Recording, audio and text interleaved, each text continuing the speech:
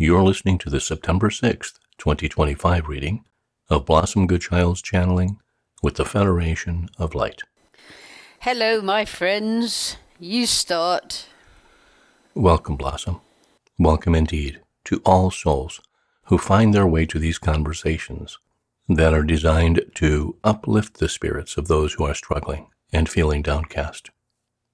Our radar, for want of expression, tells us that many of you are depleted with all the not-goings-on that you would like, and all the goings-on that you would not like.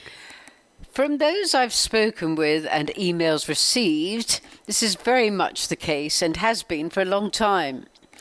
I would say the lack of enthusiasm to keep on going would be a major contribution to the way we're all feeling. I've had a few things people have sent through, channeled perhaps, to say that all these emotions, etc., we're going through are part of ascension. Would you agree? It is difficult to pinpoint exactly that which, as an individual, yet collective human being, you are experiencing, and where it derives from. Yes, we could tell that conflicts of energies put such disruption of mind into place.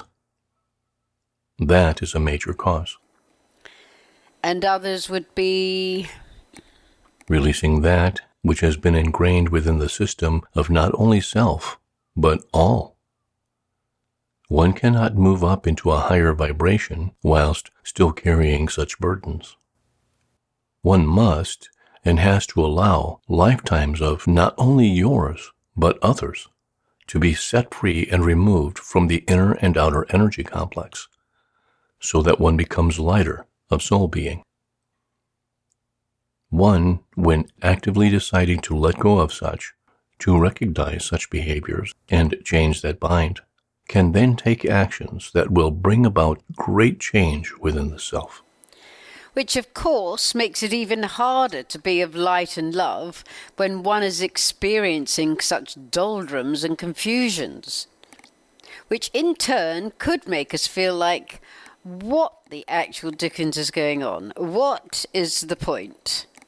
Here we are, stuck in this madness and not really contributing to the upliftment in any way, shape or form.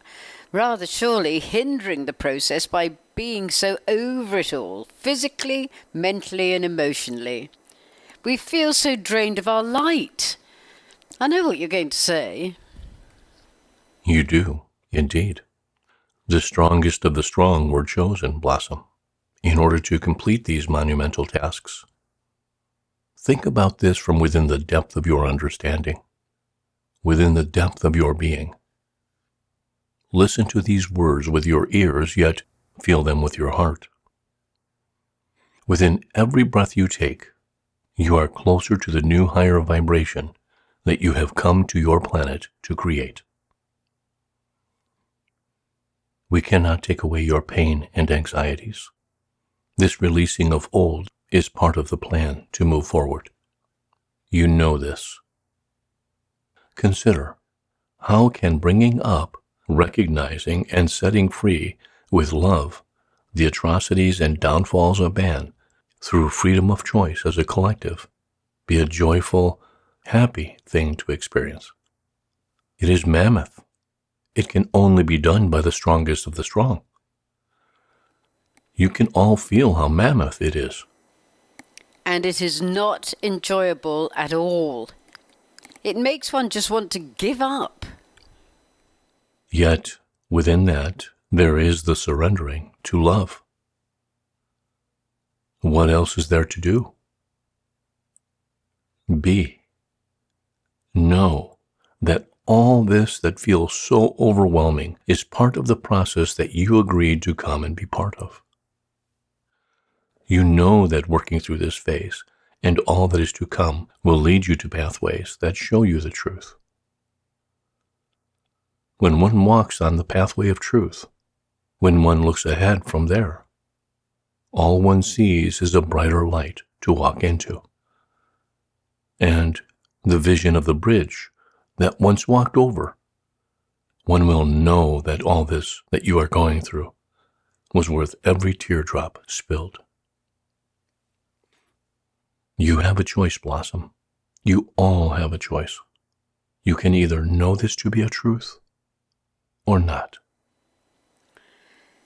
Sometimes, to be honest, I can think, well, is that way of thinking just a way to keep me carrying on?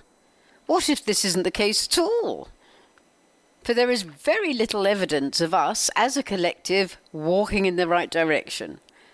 What if the way we choose to feel is just a way we choose to feel, and yet isn't how it's all going to end up at all?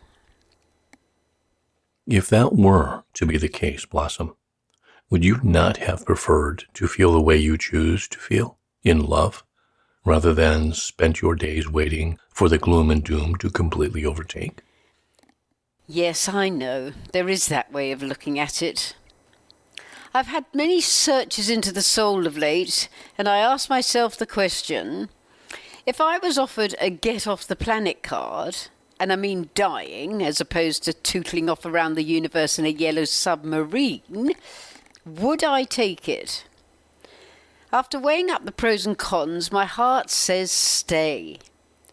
Even though we're told that beyond the veil is so beautiful, and of course I could once again be with Goody. So that wanting to stay is because... Because you are a warrior. Because the warriors that were gifted this opportunity would know within their core being that they are here to do what they came to do. And no amount of discontent and disturbance on a deep soul level would change that knowing. Yes, I think that is it. Something in me knows, no matter how many off days we're all experiencing, that together we shall remain in love, light and truth and see this mission through. To experience the feeling of others all over the world, feeling the same, knowing the same, fighting for the same, for in my mind it is a fight, brings such strength and determination in those moments of clarity, rare that they may be. Give up the fight. Sorry? Give up the fight, Blossom. The war is over. Not from where I'm sitting, it ain't. Then sit somewhere else. Sit with us. Pull up a chair. All that is presenting in your world is a game, a movie. Call it what you like. From where we sit, we watch the preview. Therefore, we know how it ends. You won, and you all lived happily ever after. If you know this, rather than hope this, you can set yourselves free. You also watched the preview before you came. Otherwise, your wisdom would have prevented you from taking the journey if you had seen it end in disaster. Would it not? Yes, there may be outtakes and rewrites along the way. That's life. Hold on to your inner knowing. Do you know it? I know it as a feeling when I breathe and go within, or breathe and look at the ocean, etc. That feeling, Blossom, that knowing is truth of who you are.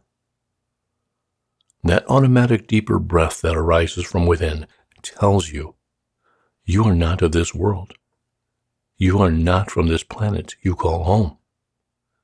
It tells you that you are from love. It reminds you that you are love. Just within that one unexpected deep breath that taps you into home. Thank you, thank you, thank you. Even though we know these things, we need constant reminders and support. And we shall always be here to give it to you. Not just us, Blossom.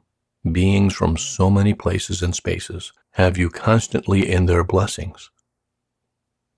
For what takes place as your earth plane takes its new stance, its new higher position, as small in stature as it may appear, affects the whole, affects everything. Yeah, that's quite a conundrum in itself, that this tiny little planet some have been known to call it a ship, is somehow going to do just that. Affect everything. That ever was, that ever will be, in this moment of now. Perhaps if you knew that as a truth, you will understand and accept just how very important you are, and how light-filled you must have to be in order to take part in this divine plan from the ground up. Recognize that you had to be so very enlightened in order to have the strength to see this through. For as you say, Blossom, it is no easy task. You're right there. We are, indeed. May we suggest that you do not let the repeating of the mantra slip away. It offers so much strength within its coding, which is reinforced each time it is felt. I am the light. I am the love. I am the truth. I am. Good work there, chaps, mentioning the coding, as someone sent in a reminder of a channeling we did in 22 about just that. I'll put the link below. Well, there we go. There we have it. Again, such gratitude from me, and I know also from all those who have gained great insight, strength and upliftment from this discourse this morning. In gratitude, in loving service, I am.